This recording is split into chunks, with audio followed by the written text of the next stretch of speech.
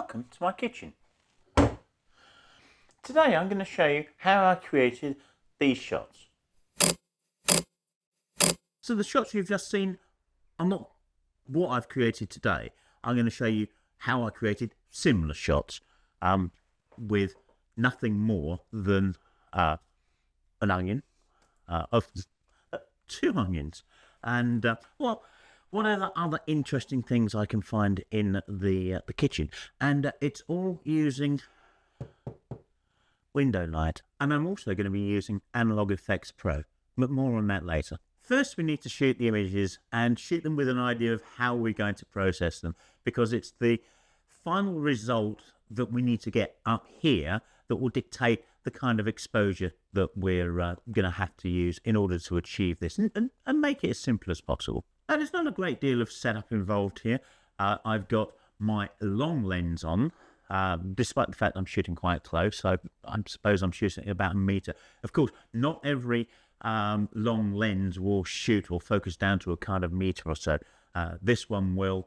If you're using a shorter lens, you'll probably have to get closer to it. And using a shorter lens may mean that you've got a different depth of field, but also bear in mind that I'm using micro four thirds here, so depth of field isn't exactly its forte. If you're using APS-C or perhaps full frame, then you will probably end up with a softer image at the same aperture ranges that I'm using here. So what exactly do we need to do this? Well, firstly, we need a window, and if you've got a window such as this, kind of old Georgian pane, multi-pane window, you may end up with, I'm not going to say a better quality of light, because light from outside isn't going to be affected a great deal by it, but you'll end up with well, a different feel to it. You know, if you've got white work on your window ledges and windowsills or anything, or God forbid UPVC,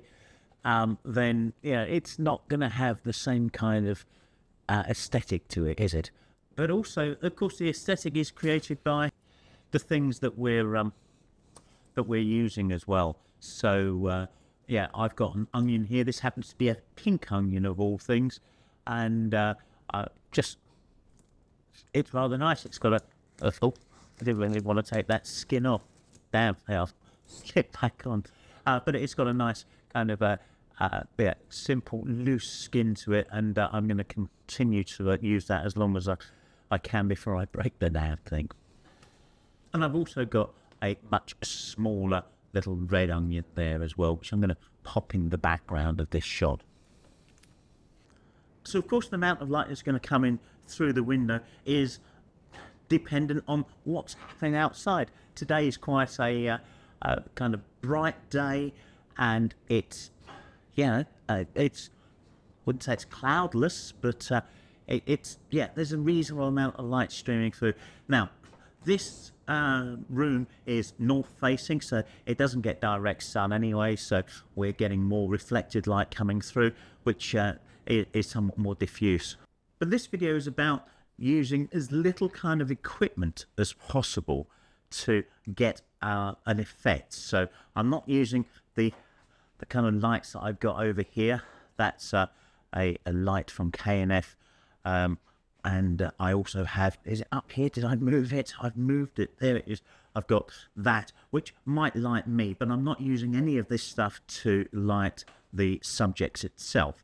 So with that in mind, if we are working with the idea of window light, which at some point we might need to control or indeed reflect, I'm using things that are perhaps a little bit more unconventional, because that will reflect light around on things. Maybe not a great deal, it depends on how much is coming in, but if you need to pull a shadow up or something, this pie flan or quiche tray will do an absolutely fine job. Or you could just use a white piece of paper or a white card or something. But if you need to control the light coming in, just a bag. It's opaque, but it's not, it won't completely block the light. It will start controlling the light, and you just won't believe how kind of useful that is. I mean, if you've got a grey bag, better, because it won't give you any kind of colour cast. But with what I'm trying to do with these images, I'm not too concerned about a colour cast anyway. So I'm just going to go and arrange a couple of onions on the window ledge and get shooting. Now, in order to get a shallow depth of field on this, I'm placing the two subjects quite far apart, because I'm only going to be focusing on the closest subject, which means that f2.8, or the fastest your lens will go, the widest the aperture, you're going to maximise the soft focus of whatever's behind it. And careful placement as well will mean that we end up with an image that's kind of cohesive. What we don't necessarily want to do is have an image of kind of two halves. At the moment, the large onion, from the angle I'm shooting, has got a reasonable gap here, and I think that needs closing a little. So I can either, I've got to get my bearings on this, I can either move the rear onion in a little, or the forward onion out a little. Now I've got the opportunity of just pulling that further away as well. And I'm not even certain that I still like that gap. That's still a little large. Now, the reason I don't want too big a gap is because there's a relationship between the two onions, and I don't want to kind of damage that relationship by having that gap kind of widened, because relationships do get damaged as you widen gaps, don't they? And not just between onions. I'm also conscious here that there's visible this corner of the window, because that's one of those facets of the window that's actually really rather important. It makes, it's just one of those little details that kind of works.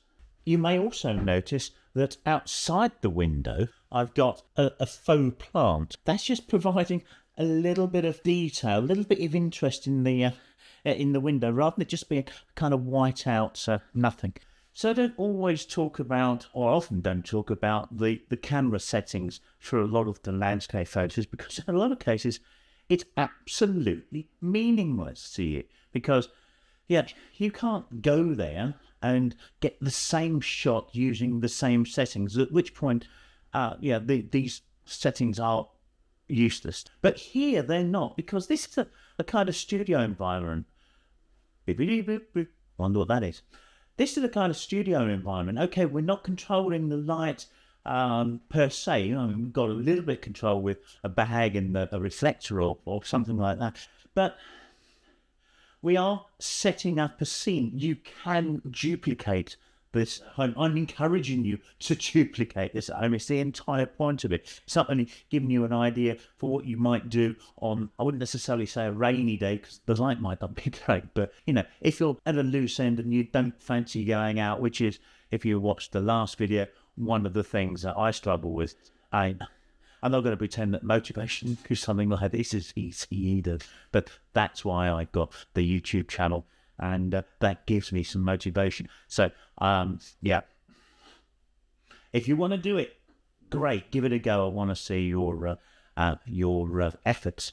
But for here, I am setting the camera, as you see, very much on a tripod, keeping the lens as open as I can. So f2.8 here, and I'm going to control the exposure with the shutter speed. So we're just going to work purely on f2.8. I might go to 3.2 or even 3.5, just to ensure really that I get the whole onion in, because at this kind of distance I'm zoomed in at about 80 mil, thereabouts. Depth of field is already relatively shallow, and with the onion being 3 inches circular, then there's a chance that at wide open I'm not going to get the entire onion sharp. That's not necessarily a problem, because if we've got a focus point on the onion, that's the point that needs to be sharp,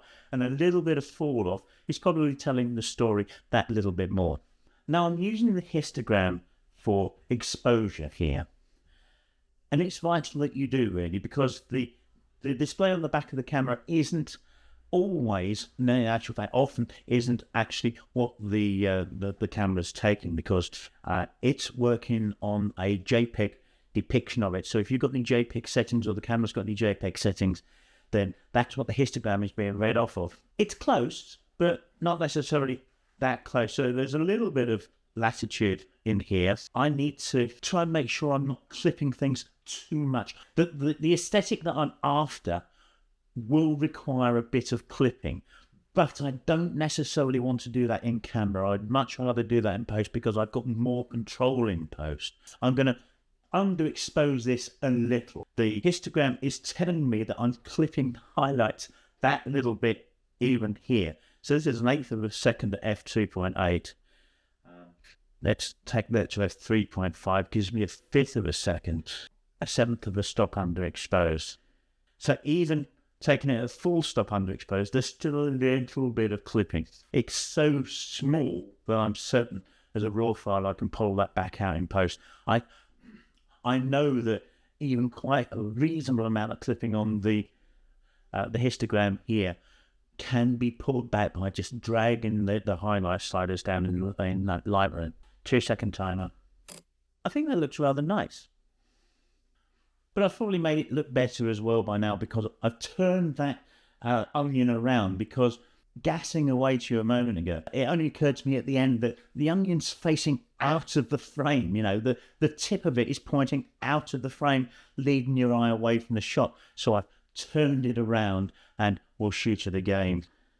And actually, in turning it around, I've got myself a better view of it as well. And I've got the bottom, and there's some nicer colour in it. So let's do that. 2-second timer. It's working quite nicely. Well, that's the raw file. Well, rawish. If you think that I can show you a raw file, I can't, well, not at all easily, because it has to be pre-processed, and that's pre-processed in Lightroom. So, well, I'll get onto it next week, just to say that you can't easily just display a raw file on the video. It's just hard. Anyway, next week we'll show you how I processed it to become this image here. We're going to be using Lightroom and DxO Analog Effects 6. And if you'd like a free trial of the DxO Nix collection, then there's a link down in the description. Tune in next week to see that editing, and if you haven't subscribed, then subscribe and click the little dingling notification bell so you don't miss the episode.